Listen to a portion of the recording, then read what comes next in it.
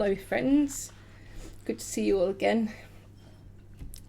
Here we are for another Helen, probably Muffin chat.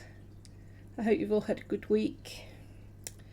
I'm looking at myself in the video. It's really hard to avoid looking at yourself, so I'm looking at myself and thinking I need to do my roots and I need a haircut. So maybe next week you will see no roots and more tidy hair. I don't know.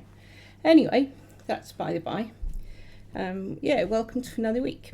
I thought I'd talk today a little bit about a couple of things that people asked me to talk about but aren't enough for a whole video in themselves. So somebody asked me why I went into nursing, probably knowing that I did an English degree before I did my nursing. So for anyone who didn't know that, I went to uni in 1979 and did a degree in combined studies at Newcastle upon Tyne.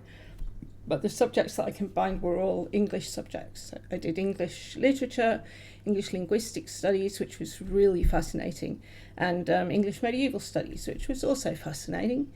And then after that, I decided to apply to do nursing. So I had a year off in between, which I did plan on spending on the dole, as a lot of students did then. But my brother very kindly got me a job where he used to work at Shell. So I had to go to work every day, which was probably good because at the end of the year, I had enough to buy a car. And also, I was able to contribute to my living expenses and give my mum and dad some money for having me rather than sponging, which was good. But jokingly, I used to say, damn, I was planning on having an easy year. But anyway, it was a good year and made me realise that, office work wasn't really for me. That was in the very early days of computers. So we used to do a lot of data entry on those computers. It was before Windows or anything, so it was like those black screens with green letters. It was a good year. Anyway, by the by, why did I decide to go into nursing instead of going on to do something like librarianship or archivist? I'll be an archivist, which is what I had thought I might do. And I think there were two factors. One was I was a little bit disenchanted with the, what do they call it, like the towers, the academia. So nothing really seemed all that important. It seemed like nothing I was doing or learning about was really any use to anybody else, even though it was really interesting to me. Arthurian romance and Anglo-Saxon art and archaeology and manuscript tradition were just, I loved it, but I couldn't really see how it was going to help anyone else. Plus, I found out that most archivists end up looking after archives for major companies like, ICI or Shell, or they don't look after medieval manuscripts, most of them.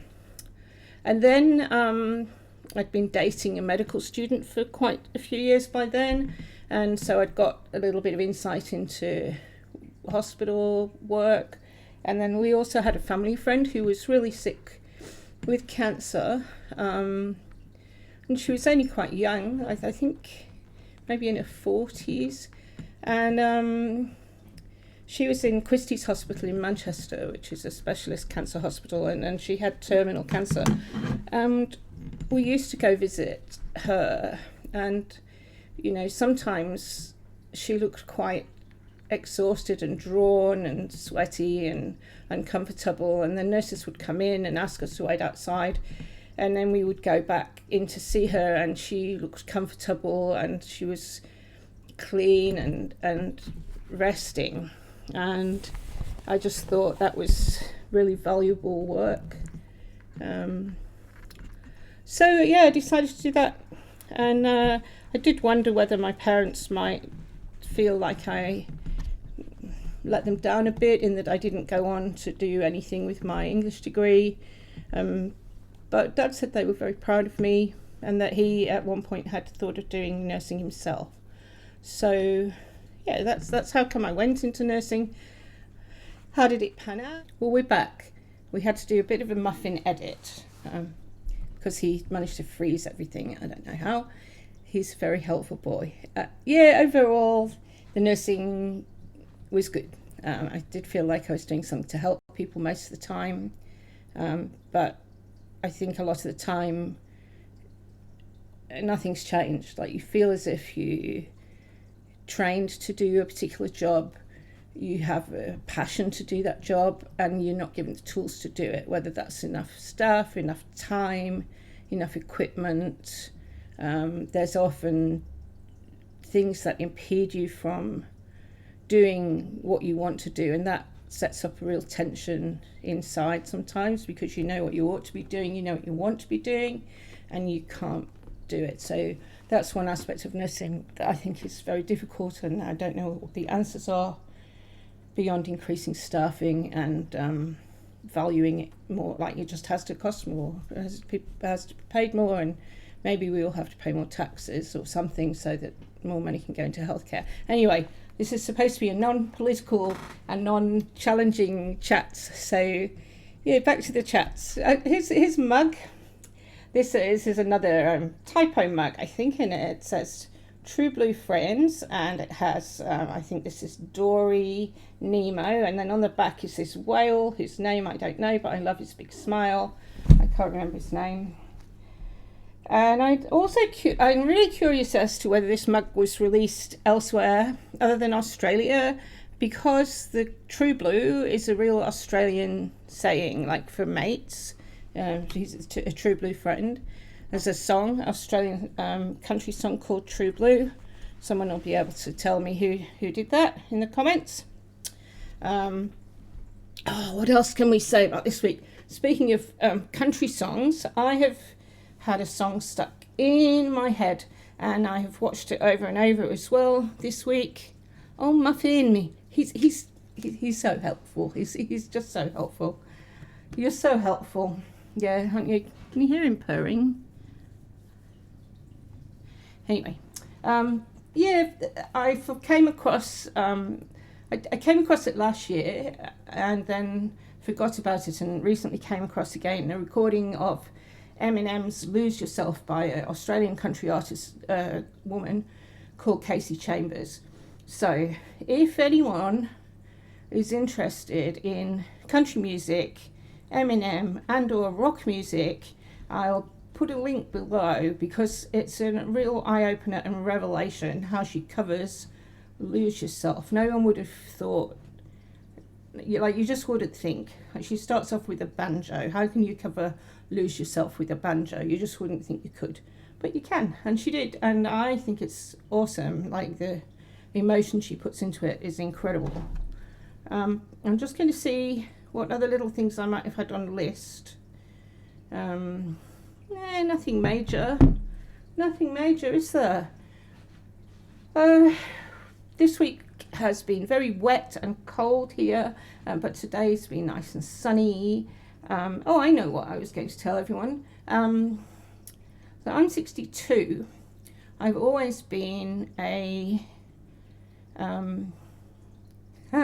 it's really funny.